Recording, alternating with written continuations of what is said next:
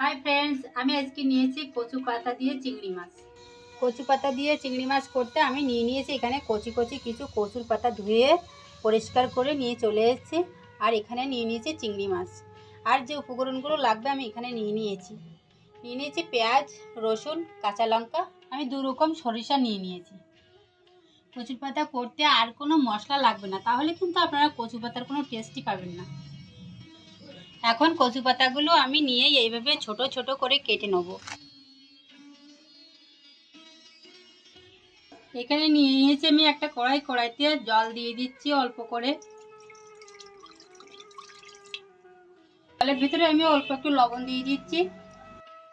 লবণ দেওয়া জলটা দেখুন কেমন ফুটে উঠেছে। এখন আমি এর ভিতরে কচু পাতাটা দিয়ে দিচ্ছি। কচু পাতাটা দিয়ে আমি 2-3 মিনিট ঢাকা দিয়ে হাফ বয়েল করে নেব। এটা যদি আপনাদের বাড়ির গাছের পাতা হয় তাহলে কিন্তু আপনাদের হাফ বয়েলের কোনো প্রয়োজন নেই। আমি এটা ঢাকা দিয়ে রেখে দিচ্ছি 2-3 মিনিট হাফ বয়েলের জন্য।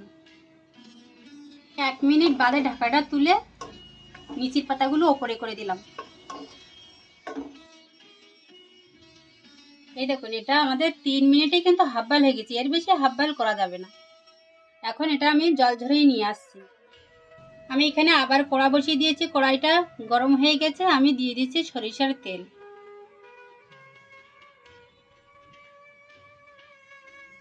কড়াইয়ের তেলটা কিন্তু গরম হয়ে গেছে। এখন আমি দিয়ে দিচ্ছি কেটে রাখা পেঁয়াজগুলো। দিয়ে দিচ্ছি রসুন। এখানে দিয়ে দিচ্ছি কাঁচা লঙ্কা। এবার আমি এগুলো ব্রাউন কালার করে ফ্রাই করে নেব।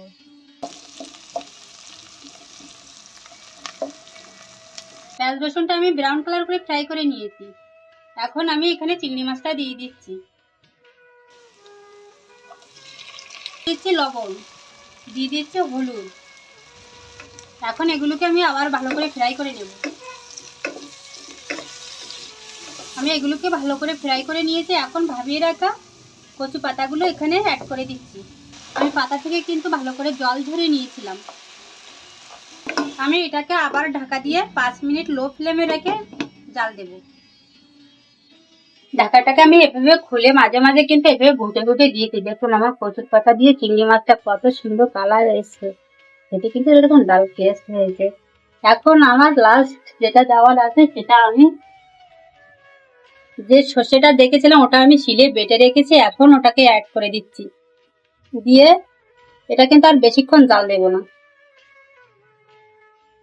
তাহলে কিন্তু সর্ষে থেকে তিতো স্মেলটা আসবে।